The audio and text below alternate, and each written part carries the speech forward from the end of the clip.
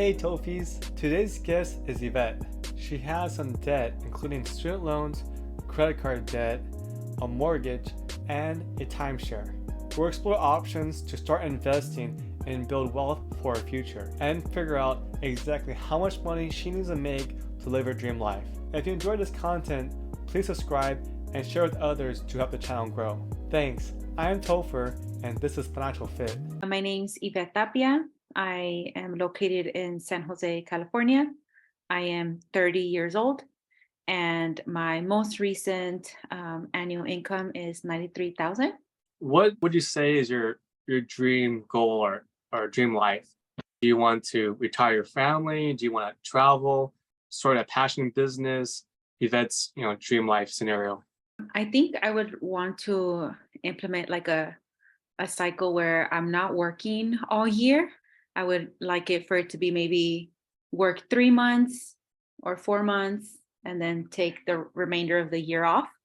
And so have those cycles where like 4 months I'm working and then 8 months I'm not working. And I just want to have more freedom, time to myself, and to explore different hobbies I might not know about because work consumes my whole week. So I would really want to change that dynamics and have more control of like my free time. And what do you do right now for work? That would be impossible, but I am a teacher, so I work at a school. I work with a outside agency that works with school districts, and so I think that's why my pay scale is a little bit higher because school districts don't use the salary schedule that they do with those who are hired through the school district. Basically, right now, it's like as a teacher, it's almost like opposite. You work 8 months and you're off for 3 months. So at least you have 3 months off. I mean, most people, they don't even get 1 month off. So my mom was a teacher for 15 years. So I definitely see how it's tough. You do get the holidays off and vacations, and then hobbies, you mentioned you might have some already, but it's more just explore and just be free pretty much. Yes, definitely. I have time to like go to the gym or go hiking, or like being able to go to more social gatherings, go to music festivals, travel, right? Like do all of that with my free time. And then roughly, if you worked for 3 months and you're off for 8 months or 9 months, how much will you need to make, you think, to sustain the life you want for the rest of the year? Yes, I actually like have a spreadsheets that I follow, and I figured out that my monthly, like considering all my bills that I have now, the important ones like my mortgage and phone bills and stuff like that, I would need a $3,500 a month. And yeah, so that's obviously with like credit card debt as well. And like I would want to like eliminate that. I don't have a car note and I want to keep it like that for a little bit longer. But in terms of like my mortgage, which is an important, and HOA, another important bill. And then I have a timeshare as well. So with all of that, that's like my monthly payments that I have to always give. And so I'm thinking 3,500 is what I need a month in order for me to like sustain like not working. So let's do some quick math. Pretty much 3,500 a month. That's about 42,000 a year. And this is a net. So that means you need to bring in closer to like 60, 65, because after taxes, you're end up with 42,000. Does that sound right to you? Yes. Okay. Yeah, I was 60. Yeah. Mm-hmm. So now that we have your goal, what we're trying to aim for, let's look at all your expenses. I thought a few questions. Every so often I see one where you put about 5,000 into the treasury. Is that for bonds? Yes, that is one of my investments that I recently began this year. And I'm at 5,000. And then I see one for saving schools first. So is that a savings account or is that investments? Mm-hmm. No, that's my savings account, and it's with a complete different bank just for like accountability purposes. And yes, so I transfer that every month. After all my bills have been paid and what I reserve for my savings, then I transfer it over to another account. So right now, what do you have investment and savings wise? So together 12, where like 5 is for the I bond. Then 7 so far from the beginning of the year that I started, I've saved up $7,000, which actually is a pretty good thing because Last year I was only able to save 10,000. And so this year I'm like close to 10,000 already, and it's like mid of the year. So Good to hear. I'm like definitely like trying to like maintain that constant savings. No, that's great to hear. Okay. So it looks like investment wise, you have the I bonds and then you have some money in savings. Do you also have investments in the stock market? Whether you have like a 401k or 403b with your company or your school, or do you have like a brokerage or IRA? No, I don't have nothing with my company, with my employer. I want to get into IRAs, but honestly, like I know that once that money is in, then I have to invest it in other things. And so I'm kind of stuck in that sense where like I don't know what to do. So that's why I haven't I don't like that I have $7,000 saved in my savings account because it's not doing anything for me. But I also know that I'm not knowledgeable enough to just jump and into something that I'm not familiar with. But no, I don't have any like investments or like stocks. Like I have like 5 stocks in Delta, like when the pandemic happened, and they seem to be doing good, but there's only 5. So it's not a lot. Yeah, we'll talk more about that. But essentially, IRA, it stands for Individual Retirement Account. And basically, there's tax advantages. So right now, when you get a paycheck, you're taxed by like the state taxes, federal taxes, and then you left with the net income, and then you can spend it, food, whatever. But if you invested that into a Roth IRA, then as the money grows, you can pull the money out tax free. Whereas other investments, as stocks appreciate, you pay taxes again. So you kind of save money, and it's a good vehicle. I think a lot of people in the 20s and 30s use this because when they hit retirement in the 50s and 60s, then all that money that grows becomes tax free.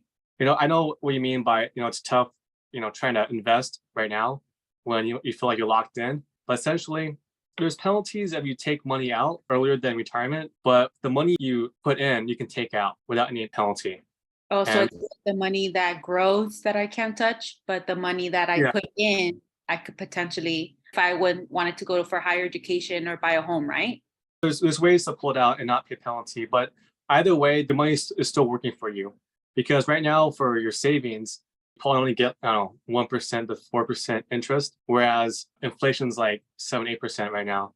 So your money is kind of losing value. So we do want to start investing so that you can buy your time back essentially with your traveling and your dreams. So I think for now, you do have a good amount of savings, and we don't need to put all 7,000 into the Roth IRA. Maybe you can just put 100 a month and just see how you feel, and then increase it.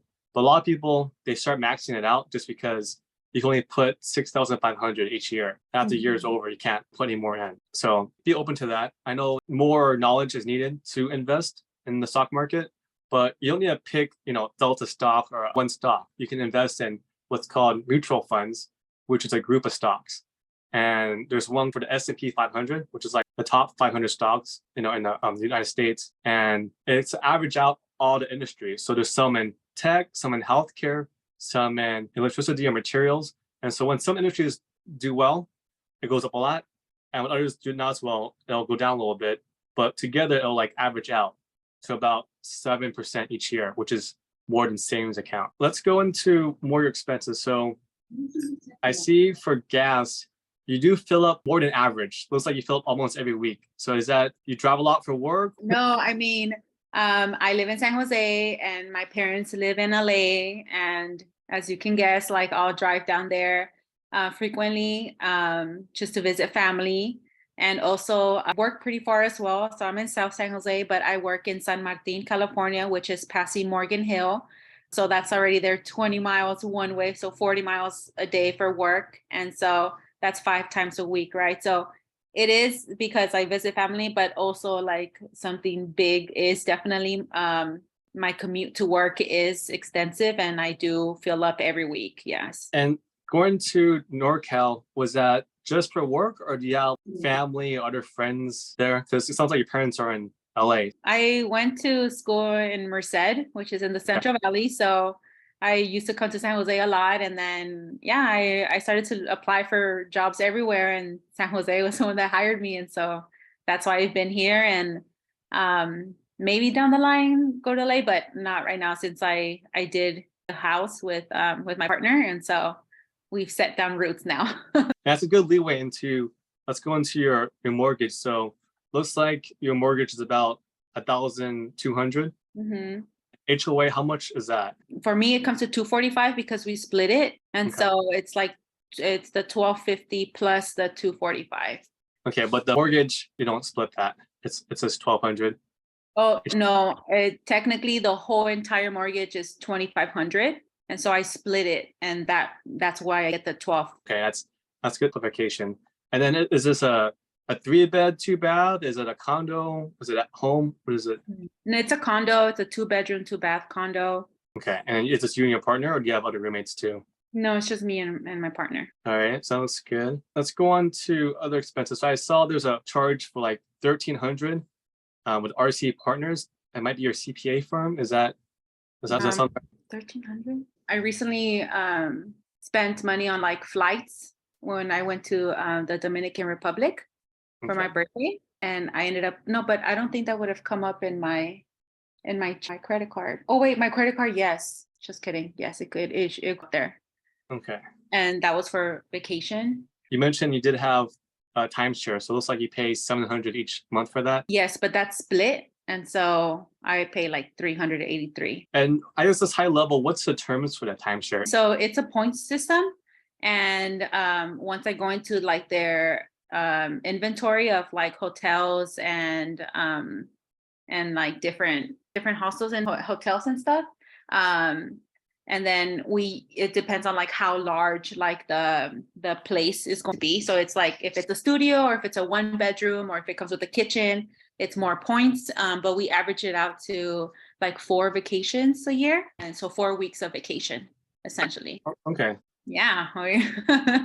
Yeah. So do the math real quick. If you and your partner who splits it, it's $700 each month. So that's about $8,000 a year. It covers 4 weeks of a hotel or some place to stay, but does it include other stuff too? Right. Definitely not flights. So that's not including flights. And then there are like, we try to go for like hotels that do give or offer complimentary like rides from and to the resort. And then with the food, like I recently went to the DR, and then that one was an optional all-inclusive. So we went for that, where it did include all the food, and that was with our timeshare. So that worked out really well. For you, what was the kind of math or thought process to get timeshare? Because I have some people that, they like it and some that really hate it. Honestly, like I think me and my partner were definitely like committed in like making time to like travel, like, oh, maybe, or oh, let's plan, like we really wanted to follow through and like make sure that we are like vacationing. And so I think that was a big aspect of that. Like before, I'm a worker, I'm a person. And one of the big things I want to do is travel. And I like, that's one of my favorite things to do. So I think that kind of pushed us to go for it. I think we sometimes talk about like, it's funny that we got the timeshare first and then the mortgage. So we were kind of backwards, that like we got a timeshare and then we bought a home, when we probably should have done the opposite, but whatever, like we don't regret it. We kind of in a way also invite friends and family that will kind of also help us with like the timeshare, where like we'll charge them way less than what Expedia would, and then they also get to vacation. So in that sense, we kind of see it as like we're helping our those around us, like we want our friends and family to enjoy going to Tahoe for Christmas, or going to Colorado during ski week. And the timeshare indefinite for the contract, or is it like a 10-year timeshare? How long does it last? It's technically a loan, so it is a loan, and we have a balance for it. And that was actually why I used all my savings that I accumulated last year, was to put a dent on the principal balance, so we could get that out of the way, because it is a large payment. And so we want to get rid of it. And so what we did, me and my partner, we each gave $10,000 at the beginning of the year. And so we're hoping we could get closer to a zero principal balance, but we are still making waves, because in total, the timeshare was 60 and we're now at 32. So we're trying to make a dent for sure. Let's go into all your debt. You have a mortgage, $400,000. Yeah, 4. And what was the interest rate you got for that? 3.125. Okay, so that's good. So you bought it, what, 2-3 years ago? during the pandemic. Let's go to your timeshare. It was a 60K, and what was the interest rate for that? 12%, and it's still at 12%. That's why we're trying to bring it down, because what we want to do is we want to split it in half eventually, and then we could split it into a different account, but we need to continue making a dent to it before. But I know that then that means all the monthly payment goes to the interest, right? Because that's, so the highest 12%. And then did you also have other debt? You mentioned credit card debt. I'm not sure you still have that. Well, I sent you the Venmo credit card, and like I don't like to leave a balance. Like I pay off the balance every single month. And so that's not the debt that I was mentioning. Then there is another one where I did a transfer balance so I can lower my APR, lower the interest rate. And so that one is at 3,000. And I have this, and then that credit card is with Schools First, which is a bank for teachers. And so the interest rate for that one is like 2 point something, so super low as well. It's really that timeshare that's eating us for sure. I also have student loans. How much roughly do you think you have for that? 30 interest rate for that one. I mean, it's been paused, but it's at 4.25 because I consolidated. And so I'm hoping that as working at school, I'll be able to get some of it forgiven, but I do still have that in the back burner, that I still have that debt. The credit card debt that you have, so you said you transferred and it's only 2%. Is that 2%, is that forever, or is it only for like 12 months? Well, I know that it's a personal loan. Like it's not credit card, so it's like a personal loan. So as soon as I finish paying it off, like it closes off. Like sometimes you can take out a personal loan and use that to pay down timeshare, and then you just have better loan, but then there's a lower interest rate. Is that a possibility? That's definitely, I mean, but I feel like because it's my partners and I wouldn't know if it would make a difference if it was like a personal loan we both applied, or just one person or under one name like that. I think that's what's kind of also holding us up, because I'm like, okay, what about we bring down the balance and then we try to do that, instead of applying for a whole new personal loan. The timeshare, 12% is very tough, but at the same time, we also want to try to invest in things that produce income as well. I also do want to buy another home. A condo, I think, was a way to kind of get our feet into the housing market, but I do want my own garage. I want to be able to not pay HOA. Like definitely a single family home would be ideal. In the long term. Right now we're okay with where we're at, but definitely like I would want to have like a single home where like I have no neighbors upstairs. Okay, let's break down everything and kind of see what we can do. So your income is pretty healthy. I mean, you're almost breaking 6 figures. Your expenses, I would say, is a little bit on the higher side, just because you're timeshare. The mortgage is kind of a wash. Like most people's rents are around 1,200-1,500, so that's pretty similar. On that front, I mean, you could probably shave a couple hundred each month just by some of that spending. But I think the bigger focus is, how can we get you to your dream life sooner? And, if you have some of this debt paid off, then it makes this a lot easier. So, if you wanted to travel 8 months, 9 months out of the year, would you be also with your partner too? And they would need to have the same lifestyle as you, or do you kind of like just do your own thing, and if they can come, they'll come with you? No, I would definitely want him to join me. He has more flexibility because he works remotely. So yeah, he definitely has that big advantage. Just kind of brainstorming here. Is it high school? Is it elementary school? Middle school.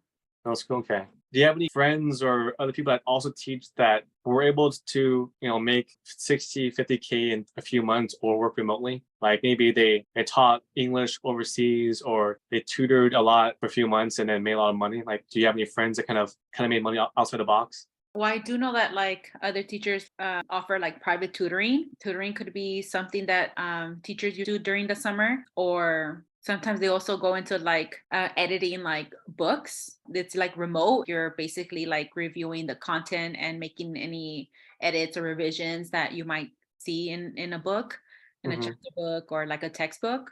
Yeah, I'm trying to think if there's anything you can do that's sustainable. Maybe there's a combination where it's remote and maybe you're not fully on vacation for 8 months, but you're remote just like your partner, and you can just work 12 months but remotely. And maybe that's kind of a compromise from just being fully off. Maybe if open to both ways, we can kind of brainstorm both directions. I have a good amount of friends that they tutored for high school students trying to get to college and to do AP tests and stuff like that. Well, so I'm not sure if you would want to pivot into like that, but I do know, AP tests, they're still important, but I think a lot of schools don't require it anymore. I don't know if you want to look into it. I do recall that they were able to have like group sessions with a bunch of students and charge a couple hundred each, and they made like 1,000 or so each week just by doing these group sessions for AP tests, because a lot of parents, they want their kids to go to better college.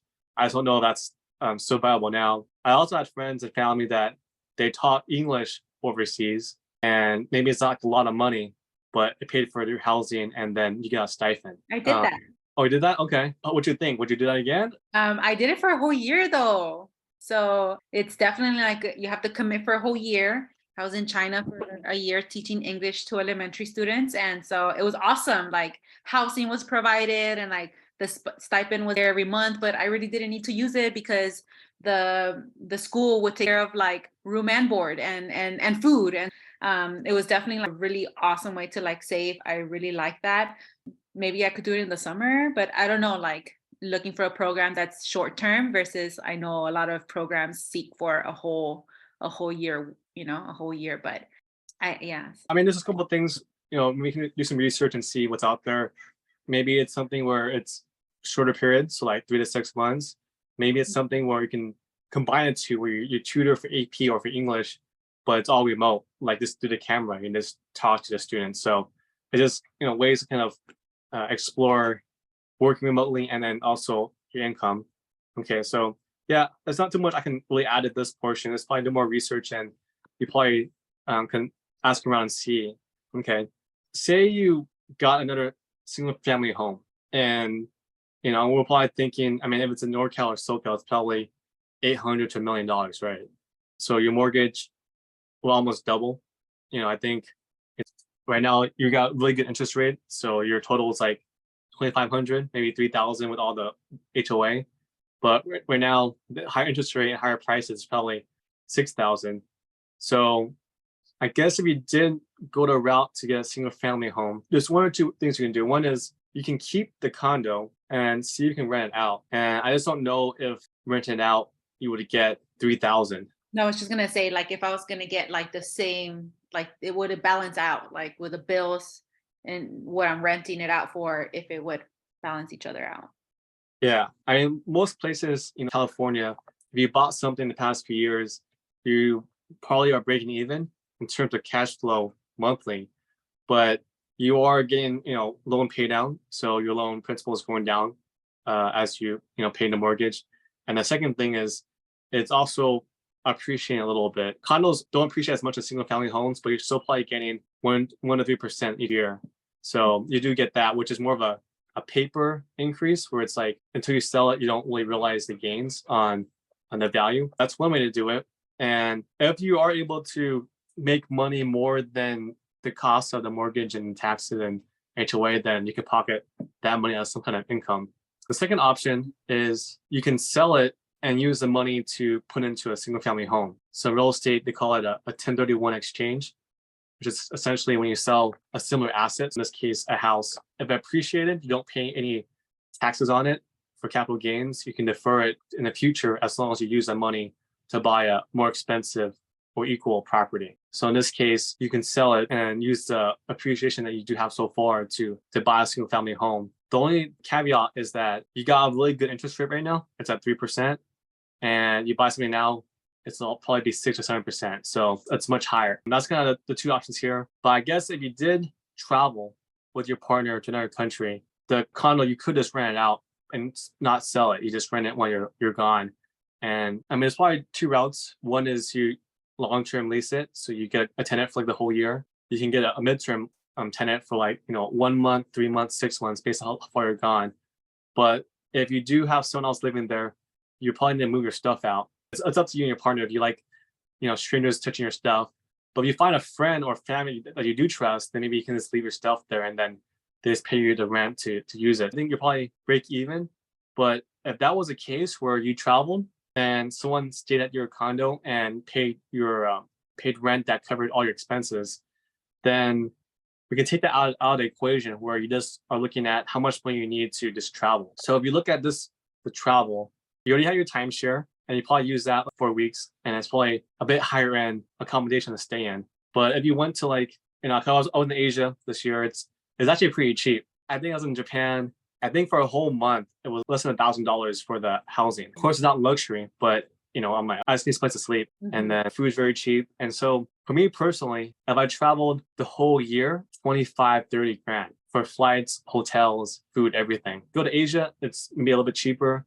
If you go to Europe, maybe add, 5, 10 grand more. But I think in your case, without the mortgage, if you had someone live there and rent and you just break even, or maybe you made a little bit or lost a little bit, I think for traveling, you're probably in the same boat. So at that point, you really just need to find a way to make 70K, I think, between you and your partner. I mean, how does that sound? I mean, does that sound like too crazy? Like, I don't know how much your partner makes. Say you found a job remotely, whether it's tutoring, teaching English, and say you only made 40 grand gross. And so your partner working remotely made 60 grand gross. So it's 100 grand total. After taxes, you're around maybe 60K net. And 60K net is enough for you to travel the whole year. Like, does that sound realistic? Or you think your spending habits and travel habits, you want to have more luxury and spend a bit more? Oh, I mean, I'm definitely conservative when I'm vacationing. Like, I don't need anything fancy either.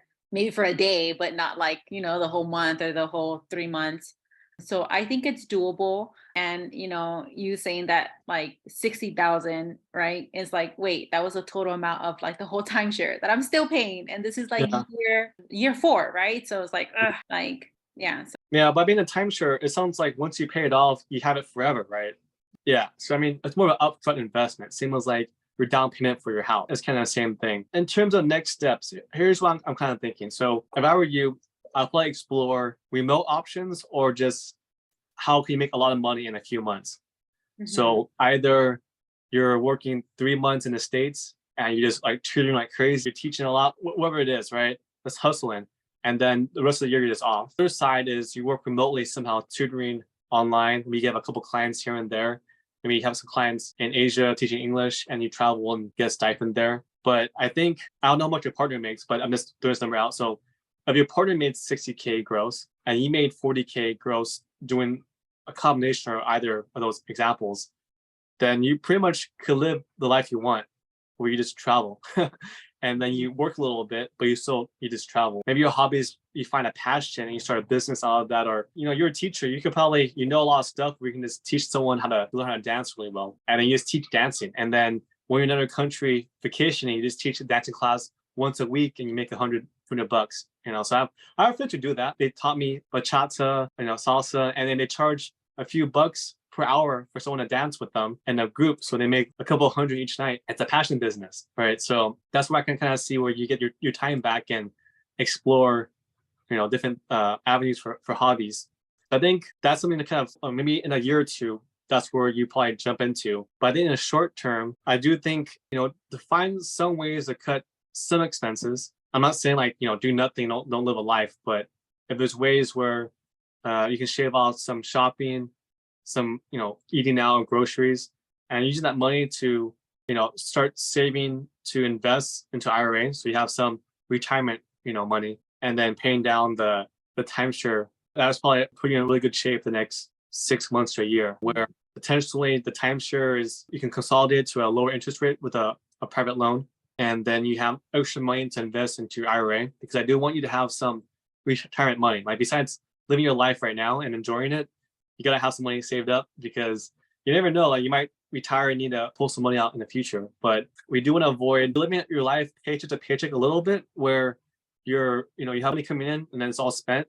Now, you did buy a timeshare, you did buy a home, so it's still like invested somewhere, but you still need to save to have something, it's kind of liquid for your retirement. And that's where the IRA or some kind of, brokerage for stocks or index funds that have stocks in it will help you diversify your income, where you don't just have the timeshare in the house, but you have stocks, which historically has always gone up around 7% each year. That way you can be a bit more balanced, where like I envision you in like 2 years where you're just traveling, you find what's going to work for you, where you make X amount and your partner makes the other portion, and together it's at least 100 grand gross. Just, traveling, doing all your hobbies, right? Before that happens, you're cutting costs a little bit and paying off some of your debt and then also investing into your IRA and so putting a bit of money into that every month so that maybe you invest a couple of thousand each year into IRA and then you max it out to 6,500 each year. And right now you're only at 30. So in 30, 35 years when you retire and you're like, in your 60s, you might have close to $1 million as money compounds in the stock market. So long term, you're 60, you maybe have $1 million with your partner in the stock market.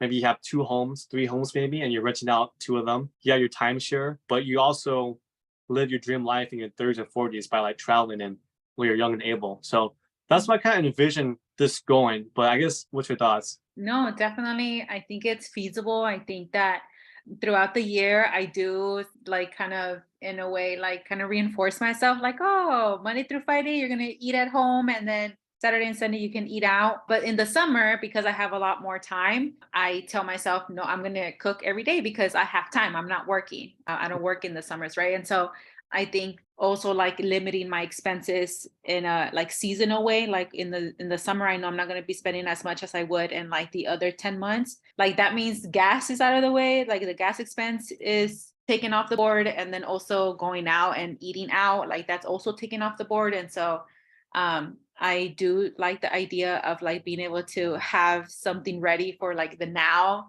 and then also like the future. Because you're right, you never know, like maybe I'm not able to work. And so if I have a plan for that when I am in my 60s, 70s, then, it kind of gives me a sense of peace and tranquility knowing that there's a plan in place. Yeah, definitely. Okay. Now I'm glad you're open to it, but definitely it's something where you got to put the work in if you want to achieve that. Yeah, but I'm definitely excited for you. I think if you're open to what I kind of suggested, there is this movement that's called the FIRE movement. It stands for FI, so financial independence, RE, retire early. So it's FIRE. And I'm a big advocate for that. And I'm already doing that right now. Basically, there's people that want to, have a bigger house, have a nice car, buy all these luxury goods, and then work forever. And maybe you have all nice things that are very materialistic, but I think you and me are more on the side of, I just want to travel, like have my time back. I don't need to have billions in the bank, maybe millions over time of investing and saving. And since you're in San Jose, there are some meetups for these FIRE groups. This one was more popular. It's called Choose FI, but essentially they meet up every so often and you can meet with them and kind of compare notes and see what they have, because the life you want, like you're open to traveling and working a little bit, they definitely have people that done what you're trying to do, where they just want to make 40, 60K either in a short few months or traveling. And that's what they already did. I met someone last week who told me about home exchanges, where you basically get free housing by getting these coins by giving up your house for other people. And so I don't know, like your condo, people definitely want to be in the Bay. Like when you travel, you go somewhere maybe in Spain or Asia somewhere, and you get points for giving your house available, and then you just do that. And it's something I want to explore a lot more this year. But basically, if you don't have to pay for housing, then it's actually pretty good, right? I've like it's a 2-bedroom, so obviously we only use one, and the other one is like an office. But come on, like we can definitely move some stuff around. And I've heard that also there's teachers that host international students, and they also get a stipend as well. And all you have to do is just provide them like a place, with like where they can sleep and it's close to school, and then make sure that you give them 3 meals and then you get a stipend for that. So like that could be something that I could try also. Yeah. Right? Like, yeah, no, definitely. No, I like what you're thinking. Just so many out of box things, and you get a stipend here, you cut costs there. It adds up a lot. Like right now, your fixed costs are because of your mortgage and your timeshare. But when that's kind of under control and it's not even that expensive, then you don't need that much money just to travel. And the thing is, other countries, except Europe, are pretty affordable, where the US dollar is very strong. I was in Taiwan this year as well, and the hotels were pretty cheap and the food was super, super cheap. I was like, what? This is only like $1, $2 for my whole lunch? Like, it was crazy. And the thing is too, which I didn't think about until I was traveling to Asia this year, is that in the US, you have taxes and tip for all your food. Whereas in Asia, you don't have either for most places. So if someone says $3 or $4, it's just $3 or $4 and you just give them some cash and then you just move on. Whereas in the US, it's like, oh, it's $17 plus a tax plus a tip. Now it's $25, and then it adds up a lot. It's like, oh, like I could have like a whole week of meals in another country. So it's kind of figuring out what you want to, and so like same as me, like we don't try to have a super luxury vacation every single day. Maybe one day when resort, and then the rest were just in a cheaper hotel or Airbnb and enjoyed life, the locals or on the beach, right? Right. No, yes, I agree. Like I still have my first car and like my little Mazda is gonna be with me until the wheels fall off because I Yeah, care about stuff like that, right? Like yeah. he's 30 and I'm gonna keep on holding on until she tells me that no more. But yeah, I still have my first car because I don't really care for like having a brand new car and stuff.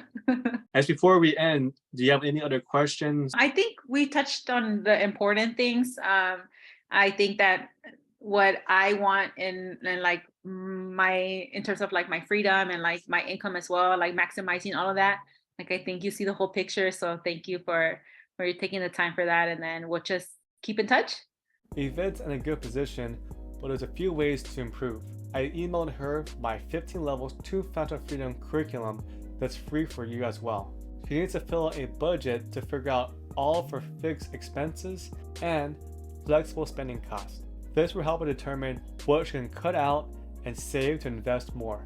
With her budget, she can also forecast when she can pay off her timeshare. For example, if she can budget and put $500 towards her timeshare each month, when would it be paid off? Next is to research and explore options to either make more income in a short period of time or make money remotely. I have a feeling it'll be between AP tutoring, private tutoring, or teaching English online. If she and her partner can gross $100,000 each year and net about $65,000, that should cover their expenses to travel full time and some more to invest as well. Based on her budget, she can pay off a good amount of her debt and then start living her dream life. Lastly, I want her to be open to start investing in the stock market. A good option is a Roth IRA. You can invest up to $6,500 each year into a low-cost index fund. Investing is important because all her money right now is tied up in her condo and timeshare. Both might give her some returns in the future. However, investing in the stock market has historically produced 7% returns each year. If Evette's concerned about her money being tied up in a Roth IRA, she can withdraw her contributions tax-free and penalty-free. But if she plans to withdraw any earnings, that is taxed and penalized. I also want to quickly touch on timeshares. I've had friends and family buy into them, and some like it, but unfortunately most don't. Before paying for anything, a house, car, or timeshare, you gotta run the numbers on the expenses and the cost for the loan. For Evette's timeshare, it's 12% interest, which is very high. These timeshare companies may also make money from the interest you pay. Secondly, if you're too busy or forget to use your timeshare points in a year, you might lose it. Lastly, your options might be limited. Maybe right now there's good options for the price, but there's no guarantee that in 10 or 20 years the options dwindle or the value of your timeshare diminishes. Personally, I'd rather invest in the stock market, business, or real estate to have more control of my money and then use the income how I like, whether it's for more investments or to travel. I like to keep things simple and have the flexibility to spend money on whatever I want. Overall, the Evette is level 8 out of 15 levels to financial freedom and can easily become level 13 to 15 this year if she can pay off more of her debt and start investing in other assets such as the stock market. Hey Tophees, thanks for watching.